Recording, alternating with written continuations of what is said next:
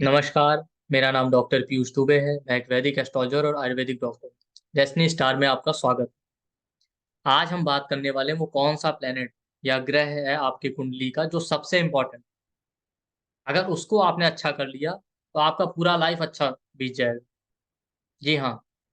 देखिए, वैसे तो हमारे एस्ट्रोलॉजी में 12 हाउस 9 प्लेनेट होते हैं और सबका अलग अलग रोल है। और सारे ही प्लेनेट अपने आप में बहुत इंपॉर्टेंट है। हम ये नहीं कह सकते कि कोई प्लेनेट अच्छा है कोई खराब है। सबका अपना इंपॉर्टेंट रोल।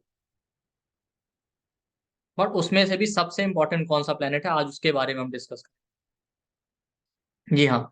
तो 9 प्लेनेट में सबसे इम्पोर्टेंट प्लेनेट जो है वो आपका है मून यानी चंद्रमा। अब हम समझते हैं ऐसा क्यों। और हम ये भी देखेंगे यहाँ पे कि फिर चंद्रमा यानी मून को इम्प्रूव करने के लिए उसे स्ट्रांग बनाने के लिए हम क्या क्या रेमेडी कर सकते हैं। तो सबसे पहले मून हमारे मन का कारक है, सोसाइटी का कारक है, इमोशंस का कारक है, हमारी भावनाएं। मून हमारे खर्चों का कारक, हमारे मदर माता का कारक, हमारी बॉडी में जो ब्लड होता है ना उसका कारक है, इमोशंस है, केयरिंग है, ये सारे एट्रीब्यूट सब मून के ही। तो अब आप खुद समझिए ना कि ये इतना इंपॉर्टेंट क्यों है। भाई बिना मून यानी मदर के आपका बर्थ तो नहीं हो सकता। तो सबसे इंपॉर्टेंट तो यही है कि बिना माँ के आपका जन्म ही नहीं हो सकता। तो इसलिए सबसे इंपॉर्टेंट प्लेनेट तो मून यहीं से हो गया कि उसका जिसकी वजह से आपका जन्म हो रहा है। बिना माता पिता के आपका जन्म नहीं हो सकता। उसमें से मदर का कारक मून।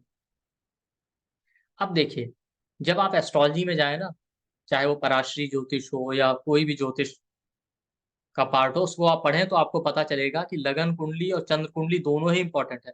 आप देखिए, जब भी चार्ट आता है, इवन आप पुराने एस्ट्रोलॉजर देखिए जब भी चार्ट बनाते थे, वो लगन के साथ साथ चंद्र कुंडली अलग से बनाते। क्यों? क्योंकि दोनों का अपना महत्व। उसका रीजन ये है कि लगन कुंडली से कितने भी योग बन रहे हैं, अगर वो चंद्र कुंडली से नहीं बन रहे हैं वो योग, या चंद्र कुंडली से वो योग नहीं दिखाई दे रहे हैं, तो वो कभी फलित नहीं होंगे या रिजल्ट नहीं देंगे।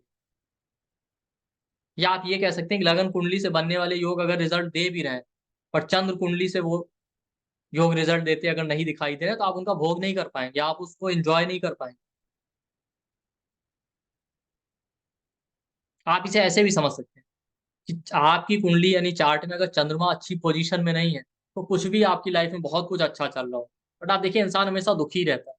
आपके पास कितना भी पैसा है लेकिन मन परेशान है, आप दुखी रहेंगे। आपका कितना भी अच्छा रिलेशनशिप है, मैरिड लाइफ है, कितना भी अच्छा स्पाउस मिल गया, बट मेंटली आप परेशान है तो आपके लिए सब बेकार। इसलिए आप देखिए ना, जिसके चार्ट में मून डेबिलिटेटेड हो जाए, स्कॉर्पियो में हो जाए, या मरण कारक स्थान 8th हाउस में बैठा हो, या बहुत ज्यादा मेलेफिक इन्फ्लुएंस में हो, सैटर्न के साथ बैठ जाए, सैटर्न की राशियों में बैठ जाए, राहु केतु के साथ बैठ जाए, वो इंसान इमोशनल अप्स एंड डाउन से बहुत गुजरता है। और उसकी लाइफ में मैंने देखा सब कुछ होते हुए भी वो स्ट्रेस, एंजाइटी, ओवर थिंकिंग इनकी वजह से परेशान ही रहेगा, निगेटिव थिंकिंग की वजह से। तो इसलिए चंद्रमा बहुत इंपॉर्टेंट। तो जैसा मैंने कहा कि पराश्री ज्योतिष या वैदिक एस्ट्रोलॉजी में भी और ये बताया गया कि लगन के साथ साथ चंद्र कुंडली बहुत इंपॉर्टेंट, उसे जरूर देखना चाहिए। उसी तरीके से नाड़ी भी में भी ये मानते हैं कि जो रिजल्ट गिविंग प्लेनेट है वो मून है। Moon is the result giver. तो वहां भी मून को बहुत इंपॉर्टेंस दिया गया। आप देखिए, हमारे 27 नक्षत्र जो है वो चंद्रमा के बेस पे ही बताए गए। इसके अलावा आप देखिए, एक तो रीजन ये हो गया। उसके अलावा मून हमारे मन का कारक है, हमारे थॉट प्रोसेस। तो भाई देखिए, शरीर है या लगन चार्ट आपके फिजिकल एट्रीब्यूट को रिप्रेजेंट करता है, लेकिन चंद्रमा इसलिए इंपॉर्टेंट है कि कुछ भी एक्शन लेने से पहले या कोई भी इनिशिएटिव लेंगे आप, उसके पहले मन में कोई ना कोई थॉट आना चाहिए ना। जब तक मन में थॉट नहीं आएगा तब तक आप इनिशिएट कैसे करेंगे। तो मून मन का कारक है। अगर आपके मन में कोई थॉट ही नहीं आ रहा तो फिर आप क्या एक्शन लेंगे। मून आपकी सोसाइटी है, मून आपका मन है। आप सोसाइटी में रहते हैं, सोसाइटी में जो चीजें आपके मन को इन्फ्लुएंस करती हैं उसके अकॉर्डिंग ही आप लाइफ में आगे बढ़ते हैं। इसलिए भी मून बहुत इंपॉर्टेंट। अब देखिए, मून मदर हो गया, मन हो गया, सोसाइटी हो गया, ये सारी चीजें तो हैं ही। ओवरऑल आपका इमोशंस है। अगर आपका इमोशनल स्टेट जिस इंसान का बहुत बैलेंस्ड है तो लाइफ में बहुत कुछ अचीव कर सकता है। इसीलिए देखिए, पहले भी मैंने एक वीडियो बनाया था, उसमें ये बताया था कि मून के साथ बैठे प्लेनेट आपके लिए वरदान भी है और अभिशाप भी। क्योंकि अगर मून के साथ और मून के आगे पीछे कोई प्लेनेट ना हो तो केंद्रुम योग कहलाता है। ऐसा इंसान की कोई डिजायर नहीं होती मेटेरियलिस्टिक कुछ भी करने की, या डिजायर होती भी है तो अपनी पर्सनल कोई डिजायर नहीं।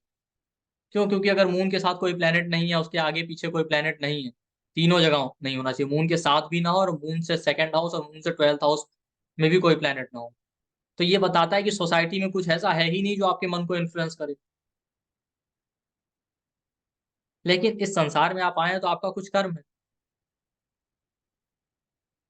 अगर आप कुछ करना चाहते हैं तो कहीं ना कहीं से मन पे कोई प्रभाव आना चाहिए ना। आपने किसी को देखा क्रिकेटर बनते हुए तो आपके मन में थॉट आया, आपने सुना एस्ट्रोलॉजर को किसी को तो आपको भी लगा एस्ट्रोलॉजर बन जाए।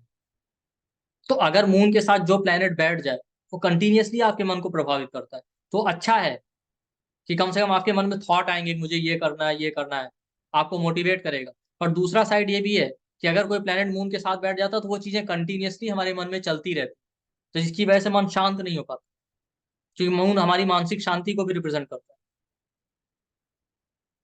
इवन अच्छे से अच्छा बेनिफिट प्लेनेट भी मून के साथ बैठे है तो अच्छा, बट कहीं ना कहीं वो भी मन को ट्रबल करेगा, क्योंकि वो चीजें मन में हावी रहेंगी।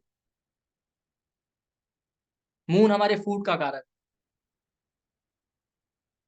तो देखिए, फूड क्या, खाना पीना, कैसा क्या खाना पीना हम लेते हैं वो भी बहुत इंपॉर्टेंट है हमारे मेंटल कंडीशन के लिए। इस पे भी अभी हम चर्चा करेंगे। उसके पहले हम देखते हैं कि मून के साथ कौन कौन से प्लेनेट बैठे हैं तो कैसा हमारा थॉट प्रोसेस हो सकता है। अगर मून के साथ जुपिटर बैठ जाए तो जुपिटर तो एक बेनिफिक है, तो ऐसा इंसान बहुत ऑप्टिमिस्टिक होगा, पॉजिटिव माइंडसेट वाला होगा, ब्रॉड माइंडेड एटीट्यूड होगा, नॉलेज की तरफ उसका ओरिएंटेशन ज्यादा होगा, उसका मन हमेशा नॉलेज की तरफ लगा रहेगा, गुरु की तरफ उसका इंक्लिनेशन होगा। तो ये अच्छी बात है, ये तो पॉजिटिव है, बहुत अच्छा है। लेकिन दूसरा साइड ये भी है कि आप कंटिन्यूअसली लाइफ में उसे कुछ भी आगे करना है, कोई भी चीज सोचना है या लाइफ में कोई भी एक्शन लेना है, तो बिना नॉलेज के अलावा, बिना गुरु के, बिना नॉलेज के या बिना जुपिटर के बारे में सोचे वो आगे बढ़ ही नहीं सकता। तो जुपिटेरियन जो ट्रेट है वो उसके दिमाग से जाएंगे ही नहीं। तो अति किसी भी चीज की बुरी होती है। अब कुछ भी करना है, पहले गुरु से जरूर पूछना, वो अच्छी बात है गुरु से पूछना, लेकिन कई बार ऐसा क्या होता है कि आप किसी से बहुत ज्यादा पूछने के चक्कर में, किसी से बहुत ज्यादा ओपिनियन लेने के चक्कर में आप अपना कोई ओपिनियन नहीं बना पाते, जबकि इन द एंड करना तो आप ही ने है कोई भी काम। इसी तरीके से मून के साथ अगर, देखिए हमारे जो प्लेनेट है वो तीन कैटेगरी में, सत्व, रज और तम। जुपिटर, सन और मून ये सात्विक प्लेनेट, वीनस और मरकरी राजसिक है, सैटर्न, मार्स, राहु, केतु ये तामसिक। तो अगर तमस ग्रह बैठे हैं तो सबसे ज्यादा प्रॉब्लम है। तो हमने जुपिटर को डिस्कस किया, इसके अलावा मून के साथ अगर सन बैठे, तब ऐसे इंसान के दिमाग में हमेशा चलता रहेगा फादर के बारे में, फादर से बहुत अटैच है इमोशनली।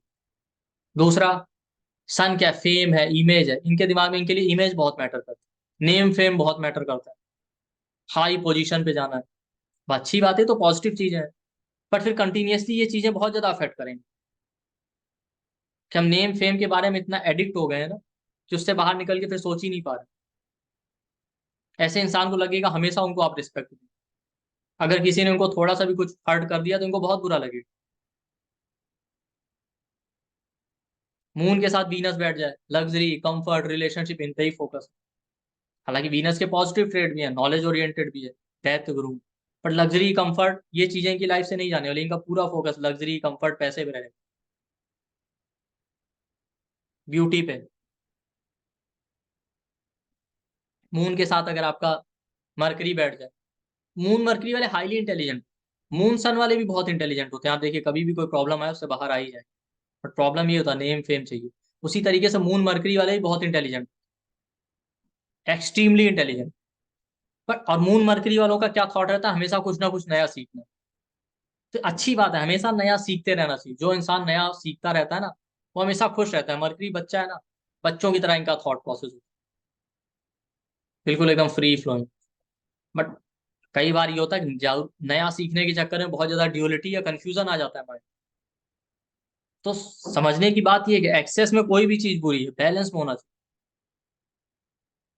मून के साथ सैटर्न बैठ जाए, स्ट्रेस, एंजाइटी, निगेटिव थॉट, हमेशा 24/7 काम के बारे में सोच रहा है, हमेशा दिमाग में प्रेशर बना रहेगा, क्योंकि सैटर्न निगेटिविटी का कारक है, वेस्ट प्रोडक्ट, डिले का कारक। हमेशा दिमाग में एक अननोन फियर रहेगा, कुछ गड़बड़ तो नहीं हो जाएगी, गड़बड़ तो नहीं हो जाएगी। अगर सैटर्न राहु केतु जैसे प्लेनेट बैठ जाए, दिमाग में एक अननोन फियर रहता है। अब होता क्या है, सैटर्न के साथ मून बैठा हो, यानी मून के साथ सैटर्न हो, सैटर्न मून वालों को परफेक्शन चाहिए रहता है। तो अच्छी बात है परफेक्शन, लेकिन कई बार परफेक्शन की वजह से ही डिले होता है। मून सैटर्न वाला इंसान कभी लेजी नहीं होता, तो लगता है आपको लेजी, बेसिकली वो परफेक्शन नहीं मिल रहा है, इसलिए उस काम को नहीं कर रहा। बहुत मैच्योर थॉट प्रोसेस होगी हमेशा, अपने से बड़े एज के लोगों की तरह इनका थॉट प्रोसेस।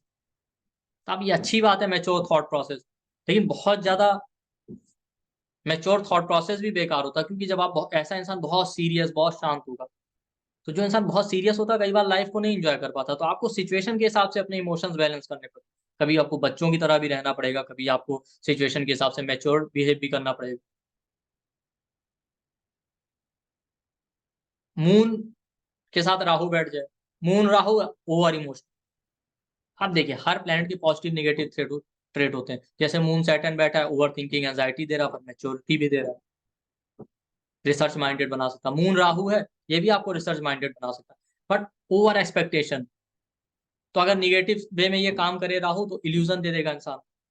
पॉजिटिव काम करे तो बहुत अच्छा इमेजिनेशन दे सकता है। हमेशा कुछ ना कुछ आउट ऑफ द बॉक्स करने का सोचे। अब मून के साथ केतु बैठ जाए, केतु का भी ये। अब मून के साथ अगर केतु बैठ जाए, तो निगेटिव अगर काम कर रहा है, तो ओवर थिंकिंग, एंजाइटी, स्ट्रेस, ऐसा इंसान ओवर एनालिटिकल होता है, बाल की खाल उधेड़ने वाला, बहुत ज्यादा स्ट्रेस एंजाइटी लेंगे। पॉजिटिव वे में काम करे तो वो जो ओवर एनालिटिकल बिहेवियर होता है उनको रिसर्च माइंडेड बना सकता है, स्पिरिचुअल बना सकता है, हीलर बना सकता है, बहुत अच्छा डिवोशनल एटीट्यूड दे सकता है। ये मून केतु वाले। हाँ देखिए मून केतु वाले बहुत इंट्रोवर्ट होते हैं, जल्दी अपने इमोशन शेयर नहीं करें। तो ये बता रहा है कि अलग अलग प्लेनेट अगर मून के साथ बैठे तो किस तरीके से इफेक्ट दे, क्या आपका थॉट प्रोसेस हो। तो अब बारी आती है कि मून को कैसे हम स्ट्रांग करें। तो देखिए मून फूड का कारक है, मून मन का कारक है, मून आपके इमोशंस का कारक है। समझ रहे हैं। तो पहली बात, आपका खाना पीना अच्छा होना चाहिए, जैसा खाएंगे वैसी ही आपकी सोच हो। जिस तरीके से हमारे प्लेनेट को 3 पार्ट में डिवाइड किया गया, सात्विक, राजसिक और तामसिक, वैसे ही हमारा फूड भी सत्व, रज और तम 3 तरह का होता है। और सेकंड हाउस भी फूड का होता है। सेकंड हाउस की जो राशि है कालपुरुष के चार्ट में टॉरस, वहां मून एक्सॉल्टेड होता है। तो इससे पता चल रहा है ना, मून फोर्थ हाउस का लॉर्ड है, जो हमारे इमोशंस का है कालपुरुष के चार्ट में, और सेकंड हाउस की राशि टॉरस में एक्सॉल्टेड हो रहा है, टॉरस जो है फूड को रिप्रेजेंट करता है। तो हमेशा सात्विक खाना खाना चाहिए। अगर आप सात्विक खाना खाएंगे तो मेंटल स्टेट आपका बैलेंस रहेगा। अब देखिए यहाँ कहते तो हैं कि सात्विक खाना हमेशा खाना चाहिए, पर डिपेंड करता है सिचुएशन के साथ। अगर मान लेते हैं किसी का काम ऐसा है बॉर्डर पे लड़ाई लड़नी, उसके लिए तमस फूड अच्छा है, क्योंकि इस संसार में कुछ भी अच्छा बुरा नहीं, भाई तामसिक चीजें बनाई है नेचर ने, तो उसका भी कोई ना कोई रीजन होगा ना, वो अच्छा है। तो बॉर्डर पे जब लड़ना है ना, तो वहां दिमाग नहीं चाहिए, शरीर चाहिए। जिस इंसान ने दिमाग लगा लिया, या इमोशंस आ गए जिसके ब्रेन में, और उसने सोच लिया अरे सामने वाले को मार दिया दुश्मन को तो क्या होगा, इसके बच्चे, इसकी बीवी, तो लड़ ही नहीं सकता ना। भाई आप देखिए आर्मी में ना, ठंडी एरिया में लोग काम करते हैं, वहां गवर्नमेंट थोड़ी बहुत वाइन खुद ही सप्लाई करती है। नॉर्मली हम कहते हैं वाइन पीना अच्छा नहीं, उसका रीजन यही है। तो नॉर्मली हमें सात्विक खाना खाना चाहिए, मन स्टेबल रहेगा। और स्पेशली अगर आप स्पिरिचुअल फील्ड में, स्पिरिचुअलिटी से रिलेटेड भक्ति की तरफ जा रहे हैं, या मेंटल वर्क आपको ज्यादा करना है, तो सात्विक खाना ही अच्छा है। बाकी उस फिजिकल हार्डवर्क के लिए रजस और तमस ठीक। इवन आयुर्वेद भी कहता है ना, सबसे ज्यादा प्रॉब्लम या हेल्थ इशू डाइजेशन की वजह से आते हैं। तो ज्यादा से ज्यादा हेल्थ इश्यूज आपको क्यों आते हैं, अगर आपका मेंटल स्टेट बैलेंस ना हो, और आप खाना अच्छा ना, सही तरीके का आपका डाइट ना हो, आपका गलत डाइट है, गलत टाइमिंग है खाने पीने का, गलत तरीके से खाना खाते हैं। तो पहला एक इंपॉर्टेंट रेमेडी है मून को कंट्रोल करने का, स्टेबल करने का, कि हमेशा सही टाइम पे खाएं, सही डाइट चूज करें, स्पेशली सात्विक खाना। दूसरा, सैटर्न आपके पैरों को रिप्रेजेंट करता है, मून मूवमेंट है, मून वाटर है, वाटर यानी पानी अगर जम जाए ना उसमें काई लग जाती है, फ्लोइंग वाटर ही अच्छा हो।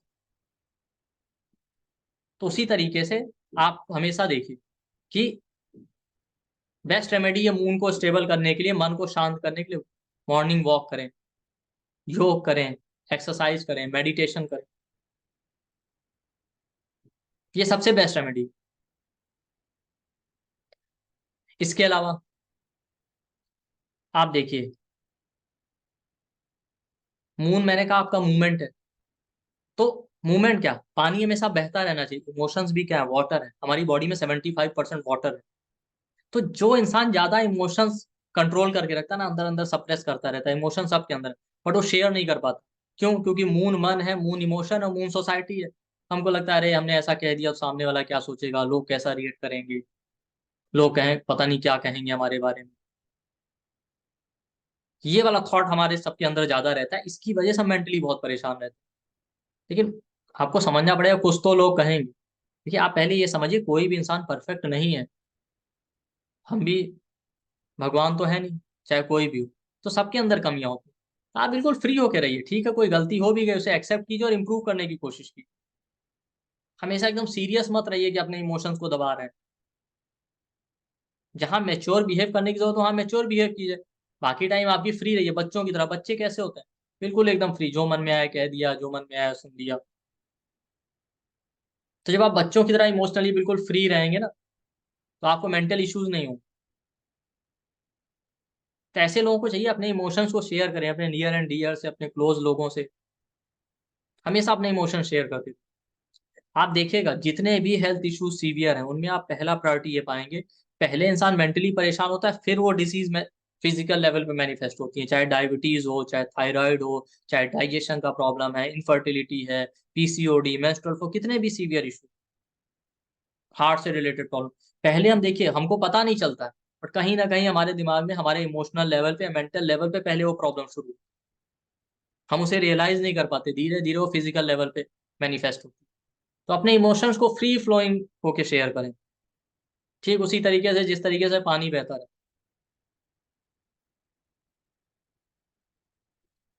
एक और इम्पॉर्टेंट रेमेडी, वो रेमेडी ये है कि फूड डोनेशन करें। फूड डोनेशन, किसी भी भूखे इंसान को खाना खिलाने से बेस्ट कोई रेमेडी नहीं। आप देखिए, आप कुछ भी डोनेट करते हैं ना, आपको बहुत अच्छा फील होगा। स्पेशली अगर आप फूड डोनेशन करें, खाना खिलाएं, तो इससे बेस्ट कुछ भी नहीं। एस्ट्रोलॉजिकली भी आप देखें ना, फोर्थ हाउस का लॉर्ड है मून, मन का कारक है। सेकंड हाउस का में कौन सा राशि आता है? टॉरस राशि, काल पुरुष के साथ। टॉरस में मून एग्जॉल्टेड होता है, टॉरस साइन भी फूड।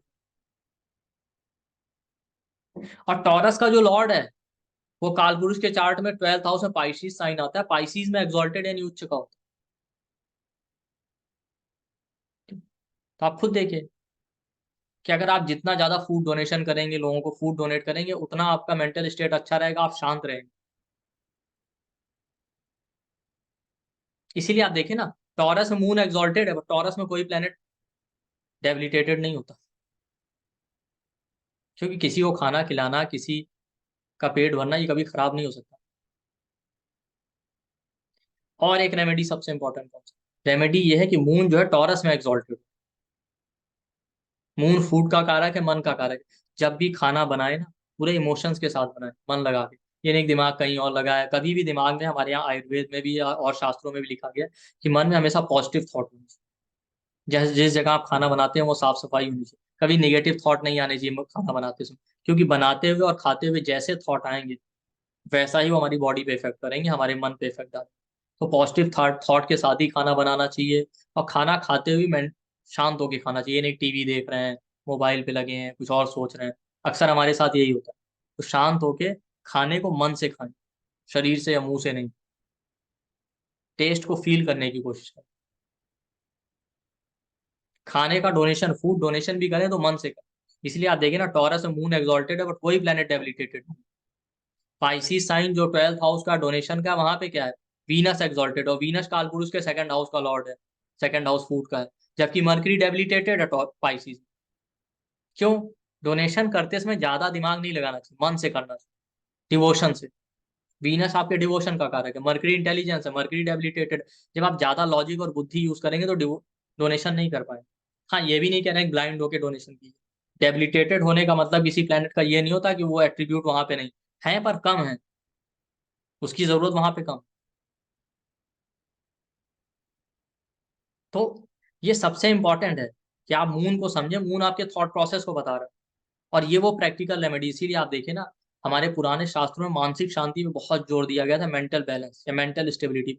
जितना आप मेंटली बैलेंस रहेंगे, आपको कोई प्रॉब्लम नहीं।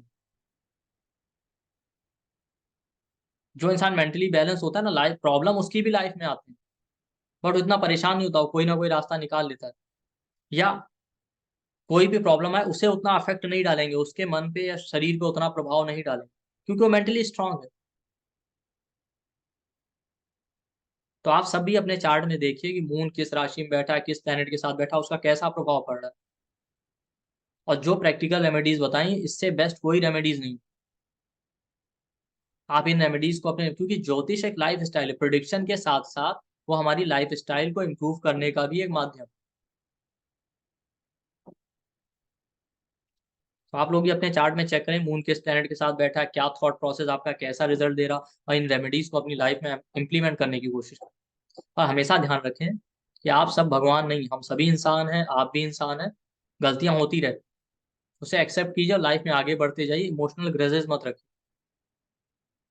स्पेशली मून अगर मैलेफिक के साथ बैठता है, सैटर्न और केतु स्पेशली, तो मैंने देखा है कि ऐसे लोग थोड़ा इंट्रोवर्ट होते हैं, इमोशंस को नहीं शेयर करना। इस कॉम्बिनेशन में, सॉरी, एक मून मार्स का कॉम्बिनेशन छूट गया था, वरना लोग कमेंट सेक्शन में कहेंगे कि सर मून मार्स तो बताया नहीं। मून मार्स वाले क्या होते हैं, शॉर्ट टेम्पर्ड होते हैं, इरिटेटिंग नेचर होता है, इंपल्सिव होते हैं, उन्हें हमेशा जल्दी रिजल्ट चाहिए, किसी भी काम को लेकर जल्दी से रिजल्ट, क्विक रिजल्ट, और डोमिनेटिंग बिहेवियर हो जाता है, ये मून मार्स का। बाकी सारे प्लैनेट मैंने कवर कर दिए, तो आप इस वीडियो को ध्यान से सुनिए और इन रेमेडीज को इंप्लीमेंट कीजिए और अपना फीडबैक कमेंट सेक्शन में देते रहिए। और हाँ, अगर आपको वीडियो अच्छा लगे तो वीडियो को लाइक कीजिए, शेयर कीजिए, चैनल को सब्सक्राइब कीजिए। थैंक यू, नमस्ते।